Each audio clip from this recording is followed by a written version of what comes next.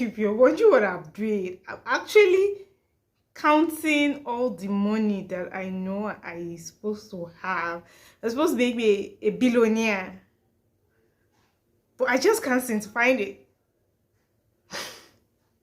Hey guys, welcome back to my channel. I'm Joan Bishop and you're watching Joan of Kaduna.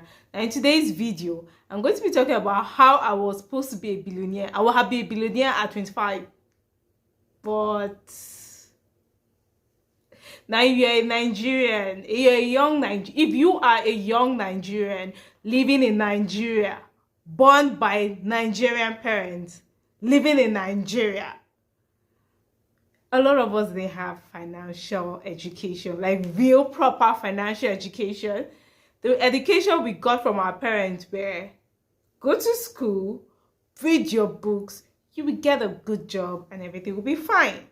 We didn't really know what to do with money. They didn't tell us how to go about when money comes. When you have this money, when you have this job, what to do with your money. The best advice a lot of our parents gave us was just save. Make sure that you save. You save, you save. But other than that, what else? There was not a lot of discussion about money. Instead, it's about what you will do with it, like how you build a big house and buy cars and stuff like that. But what to really do with money, how to make money work for you, stuff like that, we were not really taught much about it. Like a lot of us had to learn about money on our own. I am still in my 20s. I'm 27 going on 28, but there are still things that I wish I had known before 25 to have helped me in my money journey. I am a billionaire maybe a billionaire by kobo. Billionaire is billionaire. But today I'm going to share with you some things that I wish I had known before 25 that would have helped me in my with my money. And it could also help you too. Number one on some of those things I wish I knew was it's okay to save, but invest in core. Now, a lot of our parents, they will tell you, save your money, save for the rainy day, save. We've had save a lot.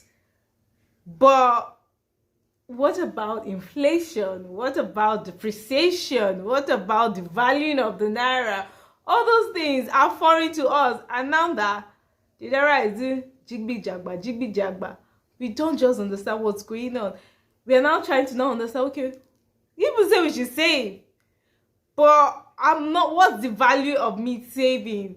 And even when they even talk about investing, they talk about things that were a bit far off our reach. Now, unless if your parents are very wealthy and they have accumulated wealth for you as a young person, so you already have that wealth to fall back on. For people like us, our parents don't have that plenty.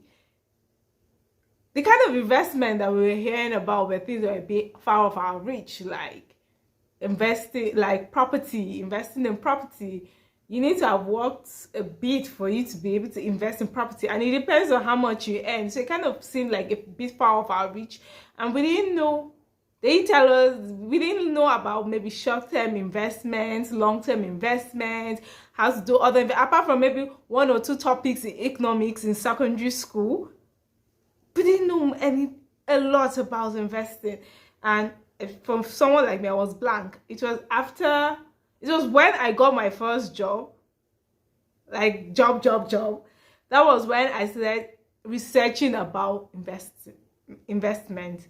That was when I started checking, oh, I don't even have to wait till I am 40 before I can start investing. That is because the way our parents always made it seem like, and how we saw things around us was usually like you work to a certain age, maybe when you're almost retiring, that's when you start investing.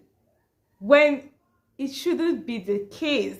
And I wish, thank God that I started researching on my own, but if I did not have sense, I wish I had known this earlier. Like since uni, some of those uni pocket money that was just going somewhere would have gone to go choose.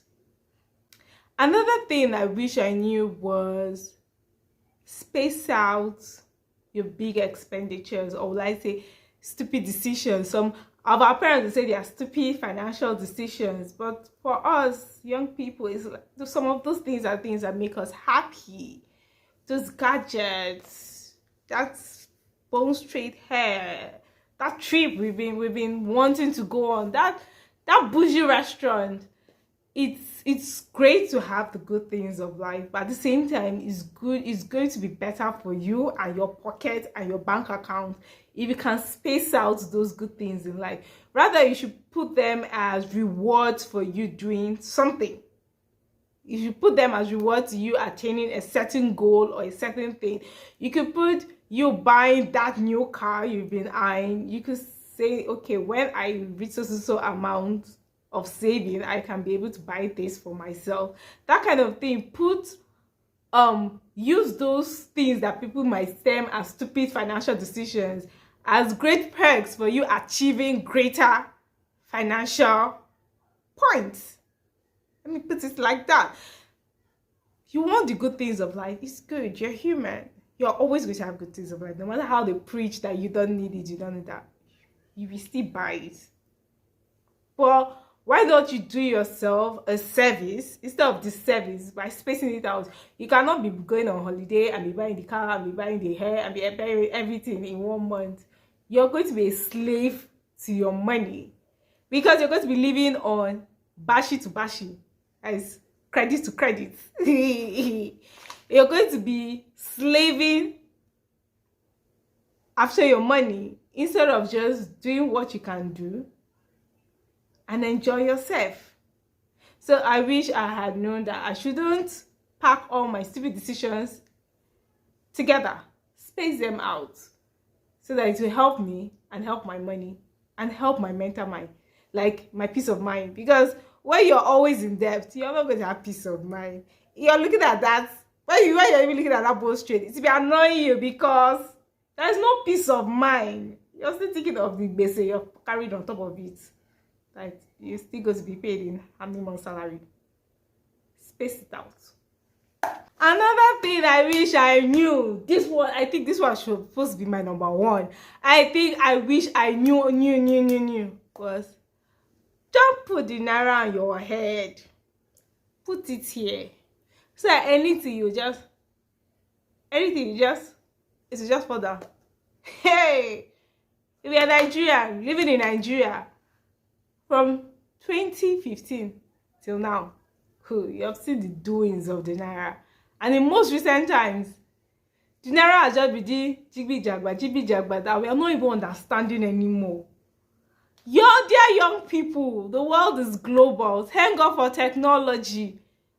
Push yourself out there. You deserve to earn in dollars. You deserve to earn in euros. You deserve to earn in other currencies. Even said this, earn it. Because the naira that we are seeing, the yeast that they're going to put on it to rise, they've not made it yet. It's still in information.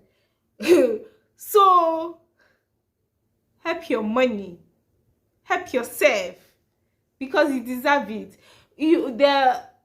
The world is global now. You have the opportunities. There are a lot of opportunities out there. There are things you could do at the comfort of your home, and you could earn money legally. You can earn money legally. You could be a freelancer. You could there are things as little as you watching videos, you earn money. There are things as little as answering surveys, you earn money. Helping people to write, you earn money. Just do things for value. You have the value that they need, and they are going to pay you no matter where you are in the world. It's just for you to invest in yourself and throw yourself out there. Differences. Even this YouTube is another way for people to make money. Why do you think I'm here telling you people should? Why do you think I'm here begging people to subscribe to my channel? Like, I'm looking for other ways to solidify my money making game. I wish I had known this like earlier, since like maybe 20, like earlier, because by the time I started work was when the naira has been always in jeopardy, but that's when the naira started bang bang bang. I wish I had known earlier. I would have started looking for ways. I think my shirt is not okay. My shirt is okay now. I would have started looking for ways to make money in other denominations. It will help me, because 100,000 naira in January 2021 it's not the 100,000 naira in November 2021. Inflation has has do that money dirty. So that's why it's not all about saving, but as you're saving, also making the money work for you. Let it not just be sitting down and there, and then when you think you have 100,000 in your account, you go back, it's just equivalent of 10,000 naira. If you have the opportunity, look for other ways to make money. Do not put your life on the naira. Place your trust on God and other denominations. You deserve to earn in dollars, in euros, in yen, in cedis, in other denominations, not solely the naira. Please take this advice seriously. Something I wish I knew before 25 about money was, I wish I had money friends.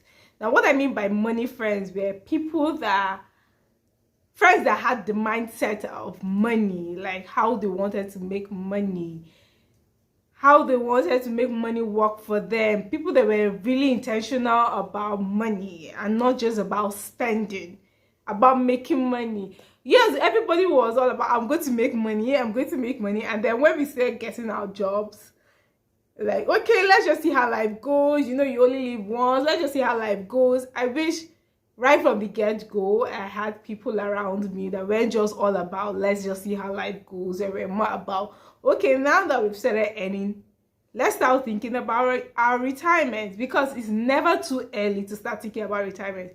Yes, you might die before the retirement, but what if you don't die before retirement? Yes, you only live once, but what about tomorrow? I wish like I had people around me that we talked about this often. We talked about plans. This is what we wanted to do, how we wanted to work with our money, that kind of thing. I wish I had those kind of people around me, and not just all about spending and buying Ashobi and all that. But also, another thing again I wish I knew before 25 about money is budgeting is not overrated. Now, I've always known how beneficial budgeting was when I was in uni, but I didn't take heed to it. I'll budget my money, I'll budget my pocket money, but at the end of the month, what I'll end up using the money for is different from what I had budgeted, and it always affected me greatly in school. And still thinking that when I start making money, I was going to have sense. No, in my mind I was like, no, next month there's going to be another one. Next month. And for like the first 4 or 5 months of me working, I realized I was doing a disservice to myself. Because how are you going to be able to keep the one that you want to save so that you can be able to invest when you're packing everything and spending? When you budget, it helps you to be able to keep aside some, like it's going to help you to be able to keep that money that you want to keep to save. Because if you keep on saying you want to save with your mouth, it is always going to end in your mouth. It's going from your mouth to your stomach. You have to, budgeting is not overrated. It's very, very, very essential. It can never be overemphasized. You have to budget, so that you can be able to see how your money is going to work for you. If you don't budget, oh yeah, it's your case. Another thing I wish I knew about money before 25 was, I wish I had a wealth mindset earlier on. Like, there's a difference between building wealth and get rich quick. I wish I had a building wealth mindset earlier on, like surrounding myself with books about finance, having mentors, financial mentors, financial advisors, surrounding myself with things that were going to help me and my finances. I wish I had that. It also entwines with me having money friends and also having people that were going to be able to help guide me. I got a little guidance from my mom, but I wish I had more. Like I had more to be able to help me. And if you're a young person watching this video, it's never too late for you to start. One book that greatly helped me was Smart Money Woman, and I'm very glad that Arese Ugu, right? Is it Arese Ugu or Arese Agu? I'm not sure about the surname, but Arese. I'm very glad that she wrote that book, because that book was so easy. Like she cut it down for people like us, young people like us, and especially as a woman, it helped and it resonated. And I'm glad that it has also gone on to becoming, she has written it to become a series, a TV series, and you could check it out on Netflix, The Smart Money Woman on Netflix. Very educational, very entertaining, and it will teach you a lot about your finances.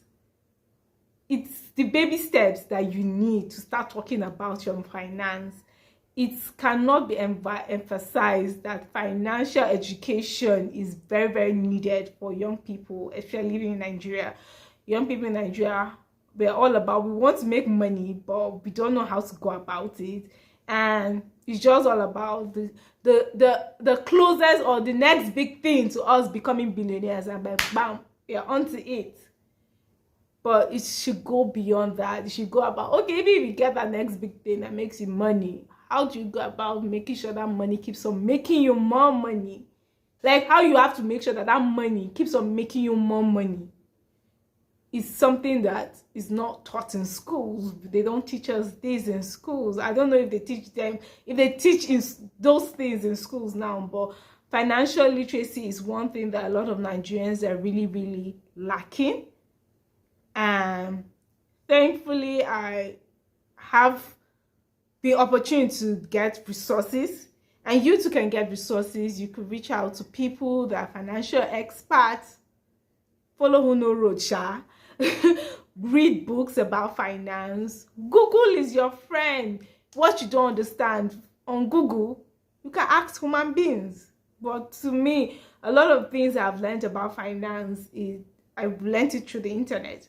And if you want better, more informed information, then you could meet experts in the financial field to help you put you through what you could do best, the best financial opportunities for you, the best ways that you could use to grow your money, short-term investment, long-term investment, risks, and all those things.